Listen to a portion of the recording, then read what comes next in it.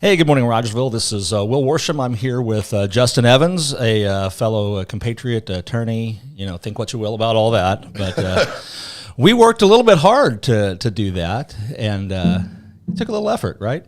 A little bit. A little bit. There were a few hoops to jump through. I think the dirty secret is it's not as hard as people think it is.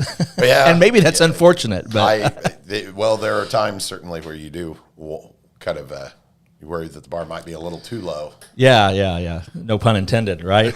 Yeah. All right. Well, thanks for joining me today. Just kind of wanted to give you the opportunity to let you introduce yourself to our viewers here in Rogersville and local. So tell us a little bit about yourself. Well, my name is Justin Evans. I am currently I'm running for Associate Circuit Judge here in Webster County, Missouri. Mm-hmm. I am from Marshfield, graduated from Marshfield High School. We won't hold that too much against you. I know, down here in the south part of the county. It's okay. I have traveled into the south part of the county.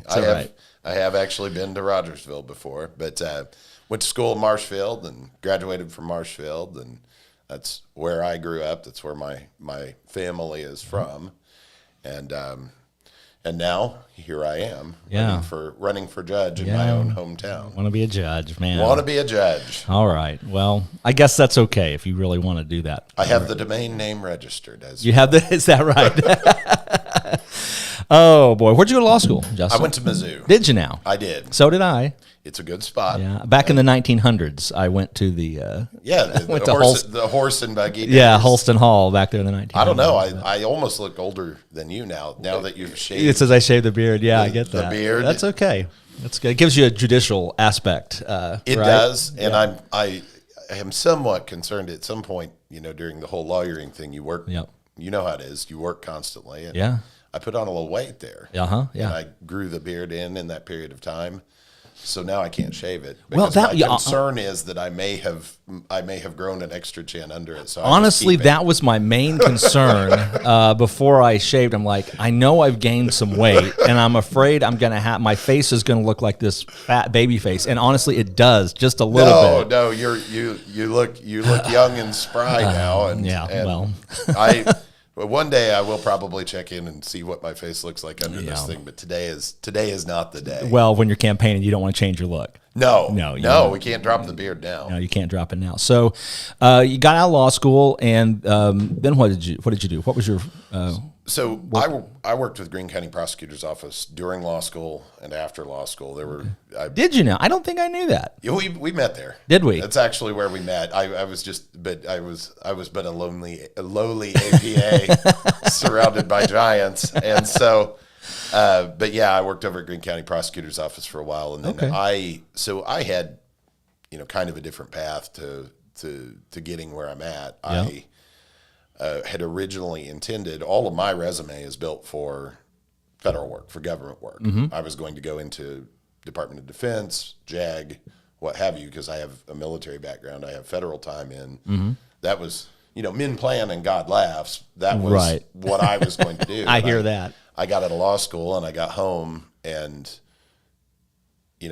during that period of time where I'm getting ready to launch into my legal career, I realized that I really liked being able to drive 2 minutes and see my parents, and they were in fact getting a little older, and God just kind of shifts your priorities sometimes. Absolutely. The problem was I had a resume that was totally built for like DOD or JAG. Yep. And had no idea what I wanted to do in private practice. I'd never even contemplated. Yep. And so I prayed and I planned. Yep.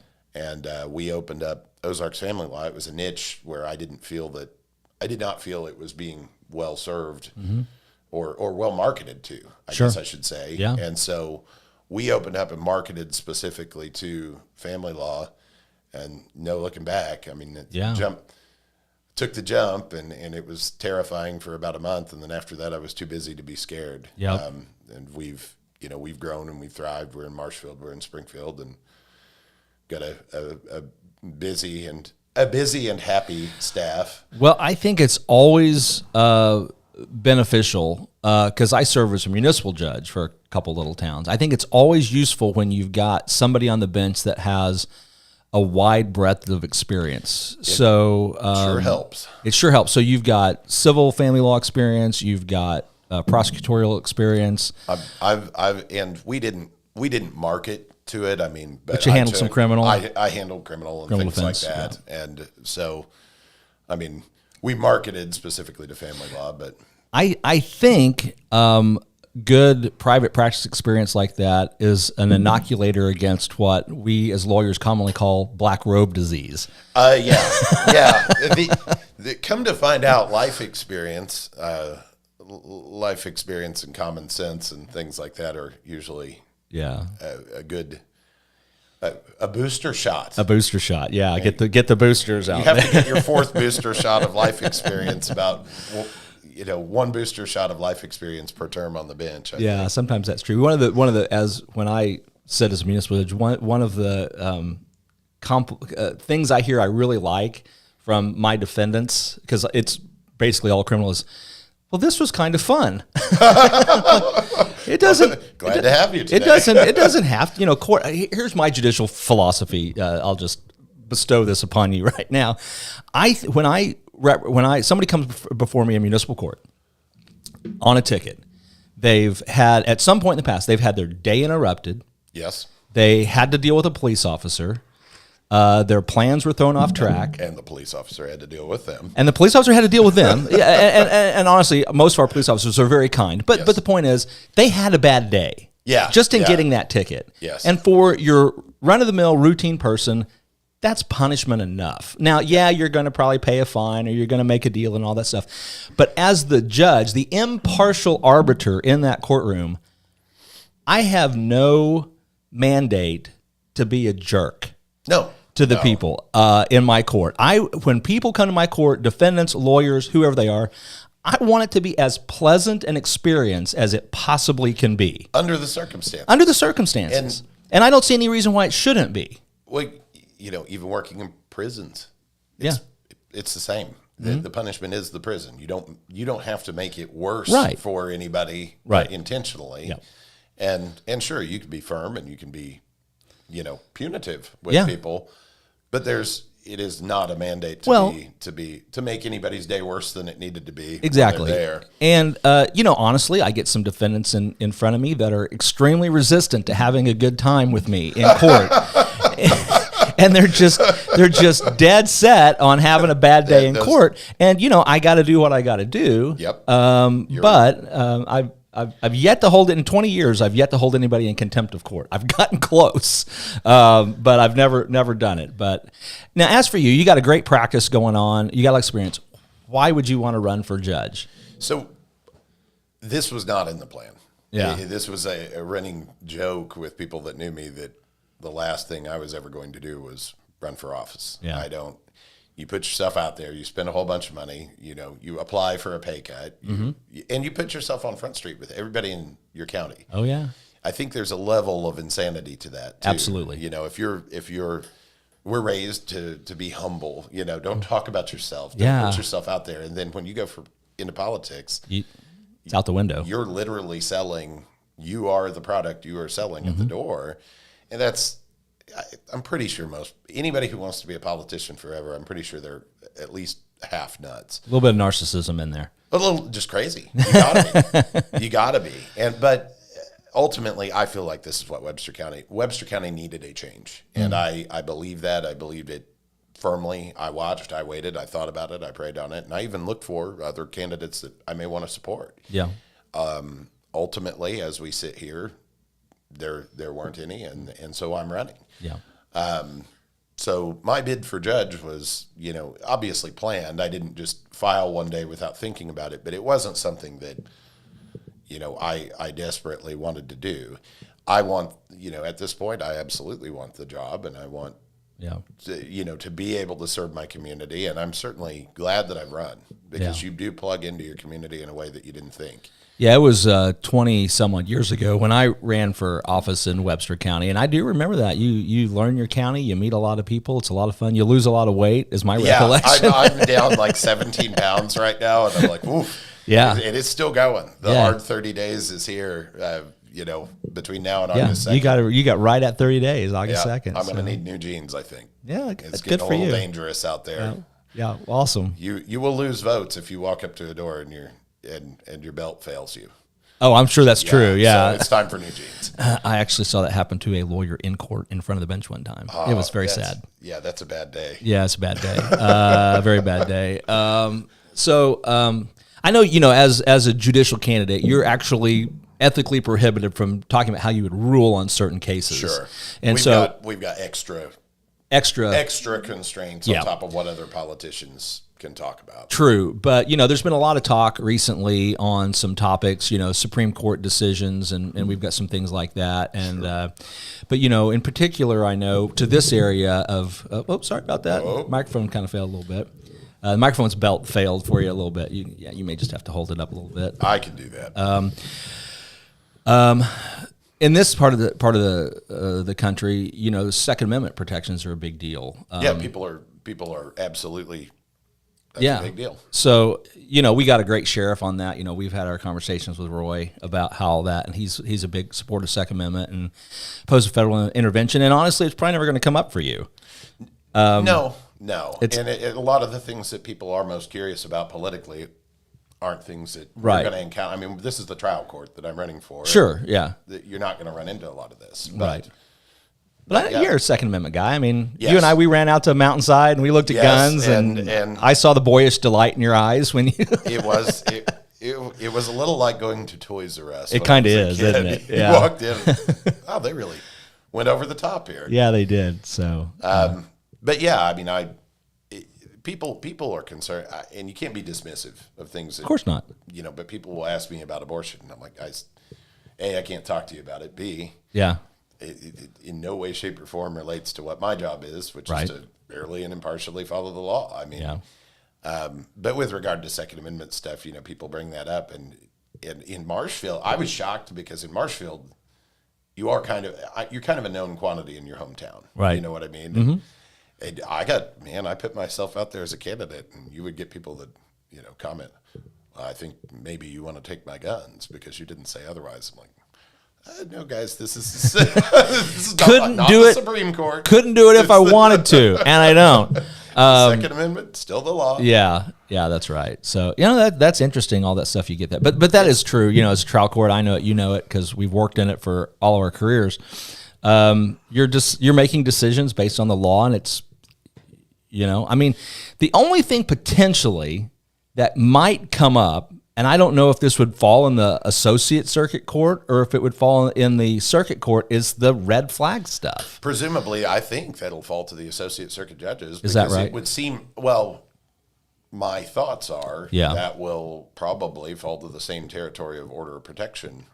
Well, that makes sense. Yeah. And so I don't know, ultimately, Missouri legislature is going to have to figure out what they're going to do with all this. Well, and I haven't read the federal statute enough, and I know you probably haven't had time to because you've been campaigning. This would be the first time that I am actually woefully behind on the news. Normally, I'm reading a couple hours a day, and right now, the world could be on fire out there. Yeah, you just wouldn't out knocking doors. But I don't know. My belief is that the federal statute gave room to, maybe encourages, but I don't think they can mandate states have red flag laws. Well, that'll be tied up in court for years if they try to. Yeah, I would think so too. That's and then it would be up to our legislature to enact a red flag law, and then the governor would have to sign it. And right now, that's not going to happen. Well, and that's something I foresee.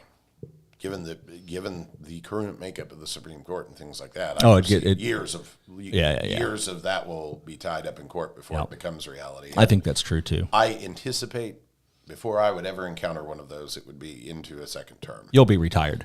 Yeah, you'll probably be. I could retire in 8 because I have military time. Oh, so wow. Theoretically possible. Okay, well, I'll be 60 then. We'll see how I feel about it then. Fair enough.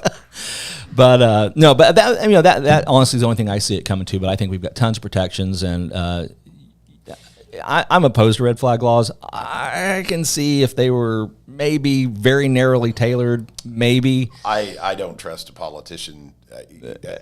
Yeah. I've seen too many. There's too much trust in the legislature that they'll get that right on the first The pass. best red flag law is your own firearm, is my opinion.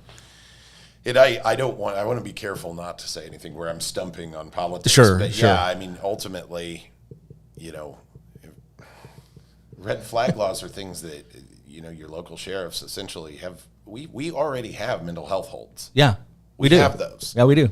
That's a thing, guys. Yeah. And then if in that 96 hours they can apply for additional hold time, and if certain things triggered, then you do lose your gun. So we kind of always have them. Already have them. That's what I was going to say. It's like there's already a process in place. True.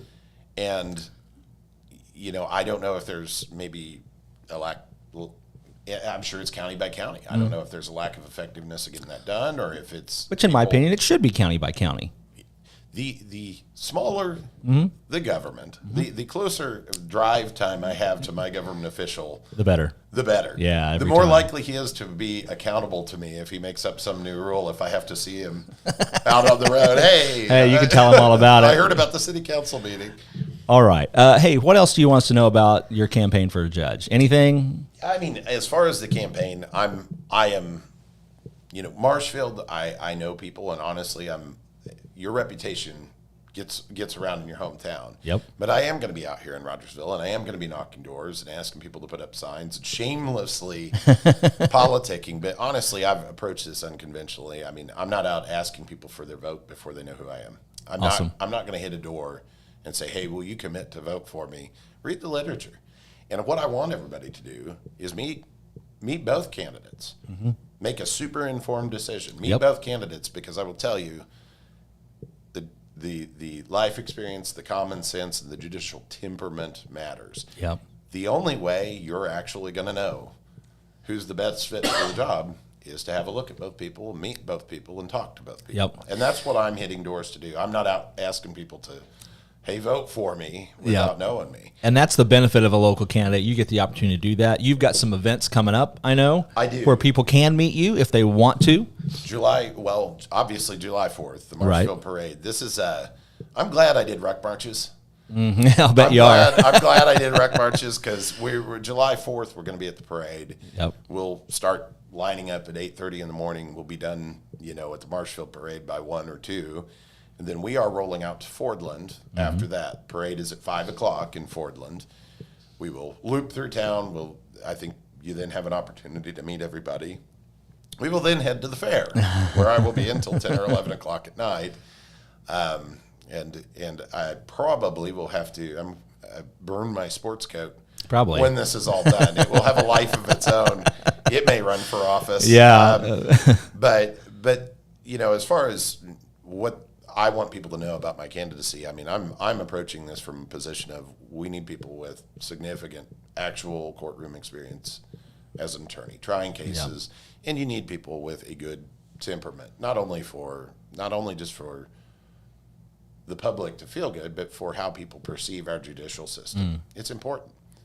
Most people will only bump into the judicial system once or twice in their life. And I think it's incredibly important that we have judges that, when people have contact with that, they know that their tax dollars are funding and fundamental fairness is a big deal. Fundamental fairness. And how you talk to people and how you approach the public, that's going to matter. And I've got a knack for that. I mean, I'm sure that there's at least, there's a few people out there that probably don't like me, but generally speaking, I do have that knack for navigating through people and through the court. The trial court's, I mean, I live and breathe it. And staff management, I live and breathe that. And I did it for a lot of years. You did. Kind of retired now. Quasi. Semi-retired. So I'm going to be cooking some free sliders tomorrow at Valley Mountain Quality Meat. Customer appreciation. You going to swing by maybe? I will swing by. Awesome. I will come out there. I'm going to be out in Rogersville as much as I can. This is an area where I know people, but you never know what county anybody's in. Yeah. I know a lot of Rogersville folks, but Yeah, I live in Green. I live in Christian. Yeah.